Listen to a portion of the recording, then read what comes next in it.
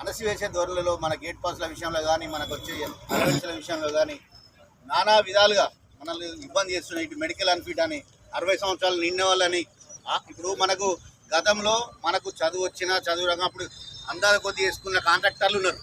మన ఏజ్ను ఏదో ఆధార్లో ఉన్నది, కొంతమందికి తక్కువ ఉంటుంది, కొంతమందికి ఎక్కువ ఉంటుంది. మనము ఫిట్గా ఉన్నా కూడా నీకు 60 సంవత్సరాలు కాబట్టి మేము గేట్ పాస్ చేయము, మీరు బయటకు వెళ్ళిపోవాలి, మీరు వేరే వాళ్ళు పెట్టుకోవాలనేది మన మీద చాలా ఎక్కువ ఒత్తిడి చేస్తూ ఉన్నది. ఈ మెడికల్ ఇష్యూల మీద కూడా మనల్ని అక్కడ ఉన్న ప్రైవేట్ సంస్థలకు కాంట్రాక్ట్ ఇచ్చి వాళ్ళు మన మీద పెత్తందారి చేస్తూ మనల్ని అనారోగ్యంగా ఉన్నామని, లేకపోతే నువ్వు బయటికి వెళ్ళి మెడికల్ చెకప్ చేయించుకోమని ఇలాంటి వేధింపులు చేస్తూ ఉన్నారు. ఇదన్నీ విడనాడి ఎన్టీపీసీ ఇంతకుముందు గతంలో మనకు లోపల మెడికల్ టెస్ట్ చేసేది, అదే విధానాన్ని కొనసాగించాలి. అలాగే ఈ 60 సంవత్సరాలు అనే దాన్ని ఎత్తిపడేయాలి. ఎవరైతే అనారోగ్యంగా ఉంటే ఆ కార్మికుడు స్వచ్ఛందంగా వెళ్ళిపోతాడు, అతని ద్వారా ఎవరినో పెట్టించుకొని స్వచ్ఛందంగా వెళ్ళిపోతాడు. దానికి మనోవేదనకు గురి చేస్తూ మంచిగా ఉన్న కార్మికులను చంపే ప్రయత్నం ఈ మొండి యాజమాన్యం చేస్తూ ఉంది. ఎందుకంటే ఒకసారి మెడికల్ టెస్ట్ కోసం పోతే మీకు కొన్ని విషయాలు చెప్పాలి. గతంలో మా సిఎండ్ఏలో కూడా ఒక కార్మికుడు మెడికల్ టెస్ట్కి పోయి చనిపోయాడు. అతనికి ఏం ప్రాబ్లం లేదు, చిన్న థైరాయిడ్ ఉండే. ఆయన హాస్పిటల్ పోయి ట్రీట్మెంట్ చేయించుకుంటూ ఉంటే ఆయన హాస్పిటల్లో వారం రోజులు ఉంటే అది కొద్దిగా మైండ్ వాచ్ చేసుకుంటా ఆ ప్రెషర్ మైండ్లో ప్రెషర్ అయ్యి ఆయన నరాలలో బ్లడ్ ఫ్లాట్ అయింది.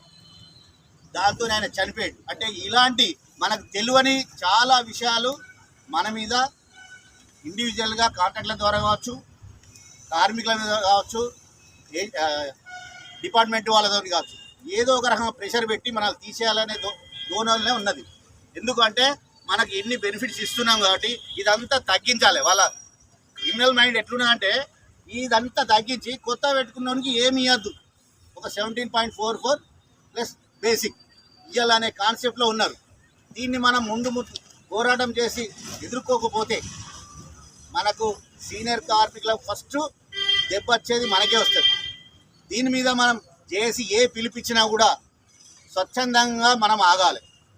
పోరాటానికి పిలిపిస్తే పోరాటం చేయాలి, లేకపోతే ఈ ఎన్టీపీసీ యాజమాన్యం వినది. మనం ఎన్ని పోరాటాలు చేసినా మనం ఇంటి లాఠీ చార్జ్ అయినా కూడా అది దానికి ఏంటిది మైండ్ లేదు. మేనేజ్మెంట్కి వాళ్ళు చేసేది ఒక్కటే, ఎక్కడి జిల్లా వచ్చిన అధికారులు ఇక్కడున్న మన పొట్ట కొట్టాలని చూస్తున్నారు. దీనికి ఖచ్చితంగా వ్యతిరేకించాలి, పోరాటం చేయాలి. కార్మికులు కూడా దీనికి సిద్ధం కావాలి. జేఏసీ వాళ్ళు ఇచ్చే ప్రతి పిలుపుకు మీరు ముందుండి పోరాటం చేయాలి. ఇది నేను తెలియజేస్తూ నాకు ఇచ్చిన ఈ అవకాశాన్ని